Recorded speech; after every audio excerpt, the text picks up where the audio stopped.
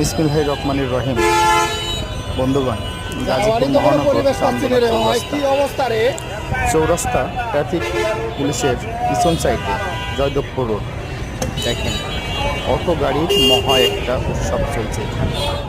আপনি যদি রাস্তা পার হতে চান, অটো গাড়ির কারণে আপনি পার হতে পারবেন না, কারণ অটো গাড়ি একজনের পিছে একজন লাগিয়ে আপনি পার হয়ে যাবেন। গাজীপুর মহানগর চান্দনা চৌরাস্তা এত বড় একটা গুরুত্বপূর্ণ জায়গায় অটো গাড়ির এরকম মহা উৎসব থাকলে বাকি যানবাহনগুলো কীভাবে চলাচল করবে, বড় জানার বিষয়।